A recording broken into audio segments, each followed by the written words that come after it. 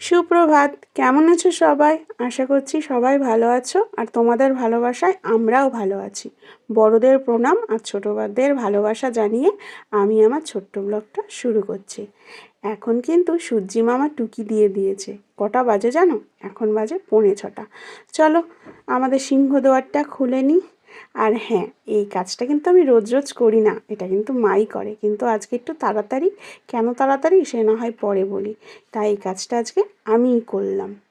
আর কি বলো তো, বাঙালি তো, তারপরে আবার হচ্ছে গ্রামের মানুষ, কিছু কিছু নিয়ম আমরাও মেনে চলি, জানি তোমরাও মেনে চলো। সেটা হচ্ছে এই দুয়ারে জল দেওয়া।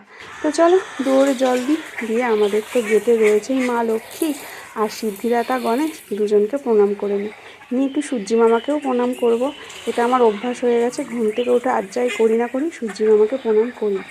কারণ কি বলো তো, আমার ঠাকুমা বলতো সূর্যদেবকে প্রণাম করলে না অনেক ভালো। আর সত্যি আমি যেন মনে হয় এর সুফলও পাই। তো চলো ঘরে যাওয়া যাক। ওদিকে কিন্তু প্রিয়দর্শিনী উঠে গেছে। আমার চুনু, চুনু কি খুশি! দিদিভাই তো ঘুমোচ্ছে, বাবা যাচ্ছে পিকনিকে, আর আমি আর চুনু এখন কি করবো মেউ মেউ মেউ মেউ মেউ মেউ মেউ মেউ মেউ মেউ করবো, তাই না? তুমি বাচ্চা এলিয়েন আমার, তুমি আমার বাচ্চা এলিয়েন। এলিয়ানদের মতন হুডি হুডি জামা পরো, হুডি হুডি জামা পরো। শুয়ে শুয়ে অনেকক্ষণ খেলা হয়ে গেছে, প্রিয়দর্শিনী শুয়ে থাকতে থাকতে বোর হয়ে গেছে। আর দেখো চলে এসছে দেবাগ্নির টিম মেম্বাররা, এসে কিন্তু দেবাগ্নিকে তুলে দিয়েছে। মেয়ে আমার যে কি ঘুম পাগল, এদিকে সারাদিন এক ফোঁটা ঘুমোবে না, দুপুরবেলা একটু সে ঘুমোবে না, ওই রাতে ঘুমোবে, সকালে উঠতে একদম চায় না গো। আর দুদিন বাদেই তো স্কুল খুলে যাবে, তখন যে আমি কী পরিস্থিতিতে পড়বো সেটাই ভাবছি। একে তো জানোই আমার সকালে রান্না থাকে, তারপরে ছোটোটা ম্যাও ম্যাও করে, আবার বড়টাকে তোলা নিয়ে সমস্যা। আমি সত্যিই অথৈ জলে পড়ি একদম। আর বাচ্চা কাচ্চাদের সাথে সময় কাটাতে বেশ ভালোই লাগে। দেখো ঘড়িবাবু কিন্তু ঘোড়া হয়ে ছুটছে, আর এই সময়ও আমার ঘরের বিছানা তোলা হয়নি। এই জিনিসটাই আমার মানা হয় না, এই যে বাসি বিছানা। এই মেয়েগুলো ছোট তো তাই। মা উঠে পড়েছে, মা উঠে উঠোন টুঠোন ঝাড় দিয়ে বাসি জামা কাপড় ছেড়ে, এই যে মায়ের যেটা কাজ, আমাদের 2 চাকার বাহনটাকে একটু জল দেওয়া দিয়ে নিল। সাবধানে যেও। গন্তব্য কত দূর? বহুত দূর। যাও, হ্যাঁ সাবধানে। আমরাও পিকনিক করবো আজকে, হ্যাঁ বাড়িতেই আমরা যে ডিম ভাত পিকনিক করবো। সাবধানে যাও, ঠান্ডা যেন না লাগে। হ্যাঁ সাবধানে যাও।